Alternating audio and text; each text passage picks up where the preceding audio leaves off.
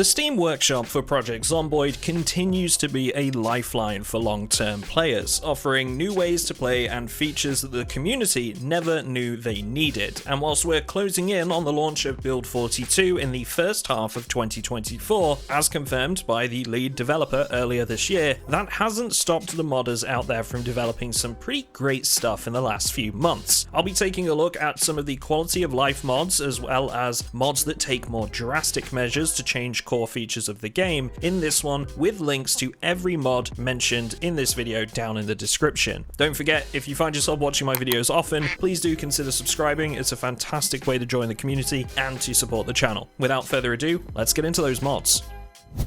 We're kicking off this video with a mod I didn't know I needed until I actually started making this video, and I don't think I'll be running a playthrough without it from here on out. Now, Project Zomboid is a fantastic game, but there's definitely still some room for improvement. One of the features I didn't really consider being a bit underdeveloped until now was the death animations for zombies. When you actually think about it, they're pretty limited. In fact, the vast majority have the same death animation unless under very specific circumstances, like a zombie already being on the ground or being a crawler. The more zombie death animations, as you'd expect from the name, brings in a handful of animations to add to the existing pool that utilize unused developer assets. According to the modder, the choice of animation is tied to the zombie's walk animation, which brings in more variety based on the zombies you're up against. It's compatible with all of the other animation mods you could think of and works with melee, ranged, or even throwing weapon kills. All in all, a fantastic mod to start our list for today.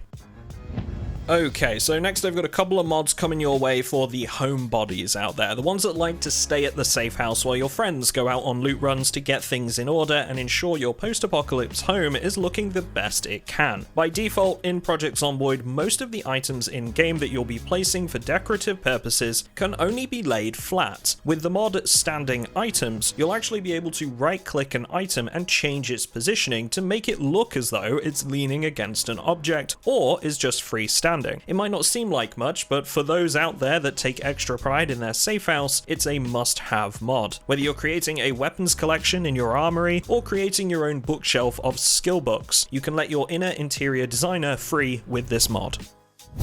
Now, something I'm sure almost all of us have bumped into at one point or another with our safe houses is the generator running out of fuel. This can be especially frustrating to deal with if you've ended up on a long-winded adventure, maybe something went wrong on a scavenging run, and as a result you spend more time than you'd first suspect away from your base, your generator runs out of fuel, and all of your food goes to waste. With the multiple generators mod, you'll actually be able to stack up as many generators as you'd like and connect them all to your safe house whilst they share fuel with one another to ensure things run as efficiently as possible. Essentially, this gives you a larger stockpile of fuel to draw from. Each item you're powering will identify if multiple generators are within range and pull power from each of them equally to split fuel consumption. Less time filling up your generators and more time out driving around and doing the fun stuff.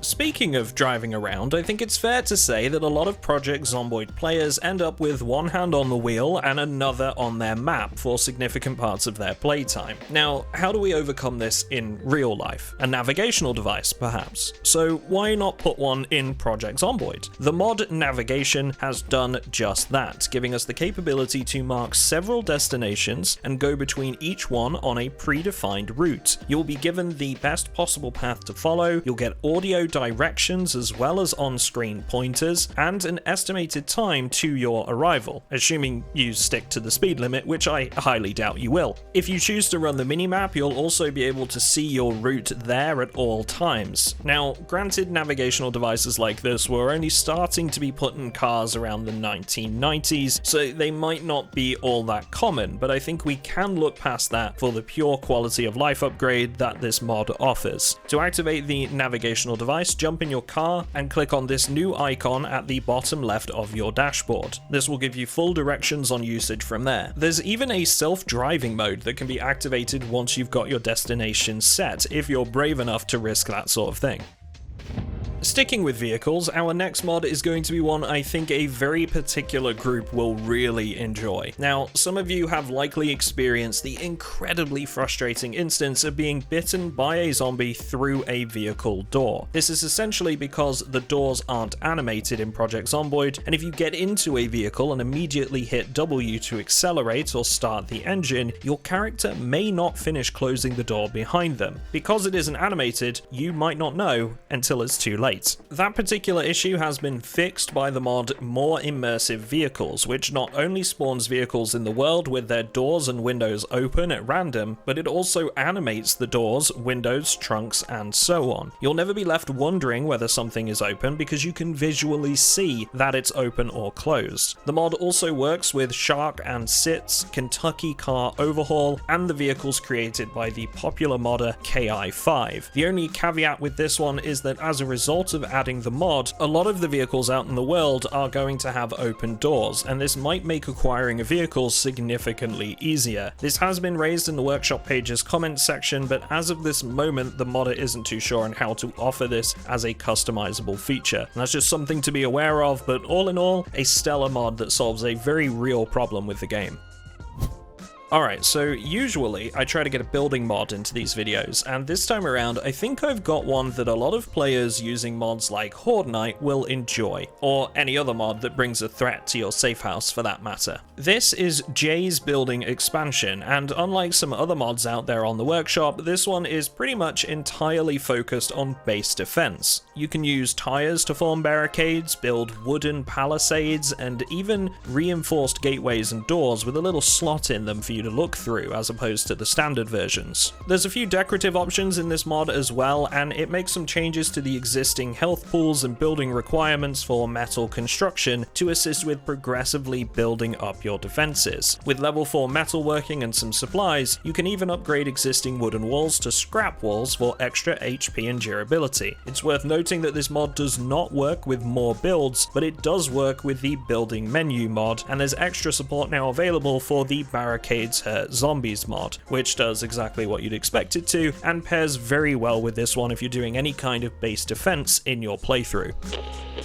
Now, if you're like me and enjoy throwing in some extra challenges to some of your playthroughs, especially in the form of random events, this next one's for you. This is the Blackouts mod, and as the name suggests, it puts a spanner in the works with one of the most common and frustrating experiences of the modern lifestyle. Essentially, at random intervals, the power will completely cut off and then come back on shortly after. It's a highly customizable mod, so you can set the percentage chance that this can occur in a day, as well as the recovery chance per day, and a host of other settings too, like the duration of the blackouts, or even if a storm means it's more likely that one will occur. Events like this mod, in my opinion, are something that's sorely lacking from Project Zomboid at the moment, and serves to offer a hurdle that crops up for us to jump over on a random and regular basis. Sure, things like this can be frustrating, but that's also half the fun. Overcoming things like this can add a lot to the game, but for now, this mod works great if it's something that you think you'd enjoy. Now, to pair perfectly with our last mod, you might find that you'd like some more solutions for portable lighting, and that's exactly what I've got for you with this one. This is Grim Light, which in short allows you to add a flashlight to several of the wearable head items in Project Zomboid. You can either sew the flashlight on, or you can use glue to stick it on. What I love about this one is the modders could have just stopped there, but they've actually taken into account some realism features and have added some extra mechanics, like for example, there being a 20% chance for the flashlight to fall off the item if that item is damaged, and the dirtier the helmet is, the dimmer the light will be from the flashlight, so you'll need to keep things clean and protected for the best effect. It's a dead simple mod, but another one that I think will very quickly become a constant for many players after using it. Now, I think it's fair to say that most players that have been enjoying Project Zomboid for a while likely use the online Project Zomboid map to navigate their playthroughs, or have been using it and now feel they know enough about the game to no longer need it. However, if you're a newer player to the game, or you're running an extensive amount of modded maps, this next mod might be something you appreciate. This is the mod Where Am I? And quite simply, whilst you're exploring, you can open your map to see a new feature in the bottom left corner corner that shows you which part of the map you're currently in. It works with over 180 modded maps, so if you're running a lot of them, you'll likely be able to tell where you are just by opening your map. This can help you work out which ones you like the most and which ones you might remove on your next playthrough. As I briefly mentioned, it's also incredibly helpful for new players because you might be familiar with your surroundings, but not be 100% on how to explain where you are to your friends, and this mod should help with that. For those of you that watch my regular video updates about what the developers are currently working on, or if you read the Thursdoids every month, you might already know that machinery is coming to Project Zomboid in Build 42. That said, that hasn't stopped the modding community from developing their own stuff in this department. This is the mod Machines, which, as you'd expect, adds a host of different machinery to fulfill various uses within your safe house. There's a full list on the workshop page, but to include just a few, you'll be able to use a furnace, a hydraulic press, a concrete mixer, and a bench saw. There's even a way to set up and use an actual desktop computer. The mod was last updated on April 4th, so it's safe to say that the modder is actively working on this one, and whilst I'm not sure how Build 42 is going to affect this mod, it is a pretty cool way to try out some of the things we might be able to expect when that build finally reaches us. I can't imagine making this mod was simple either, so it's really awesome to see all of these items in use right now, purely down to some serious dedication from the modding community. Okay, so we're getting into the last couple of mods for this video, and whilst I'm not including map mods in this one because I'm going to have a dedicated video for those coming out soon, I did want to take a look at the mod Shelters. This one isn't a map mod per se, but does add several locations around the map that take you underground into some Cold War bunkers or up into some observation towers. This sort of mod for me is more just about adding some random little areas to explore that you can come across in your own time rather than giving you a full-blown map experience. Just something cool to find on your travels, essentially. Each one makes for a fantastic base location in its own way, and you can either go out in search of them yourself, or there's a handy map that's posted on the workshop page to help you find them if you want to remove that randomized element. You can even add or remove each shelter individually, so if you're running a modded map that you want to keep in one piece and it conflicts with one of these shelters, it's easy enough to remedy that issue quickly. So yeah, the perfect mod for people looking for some new areas to explore and new places to claim as a safe house within the vanilla map itself. Some of the Project Zomboid veterans amongst you might be familiar with Kate and Baldspot, otherwise known as Bob. This sprightly couple were featured in the original tech demo for Project Zomboid many moons ago, when the game looked entirely different to today. If you've ever wanted to give this a try, however, the modding community has your back. The mod Till Death Do Us Part is a single-player scenario available under the Challenges menu when starting a new playthrough. It gives you the opportunity to play that tech demo with the newly updated graphics of modern Project Zomboid. The modder has tried to emulate the tech demo in as much detail as they can, even using an NPC framework to put Kate in the picture. It's not complete yet, and the mod is still developing, but regardless, it's really cool to see this sort of thing being made, and it's a serious blast from the past for a lot of us, so I had to highlight it in this video. There's even a link to the original tech demo in the workshop page's description, so if you wanted the old nostalgic experience, that is an option too.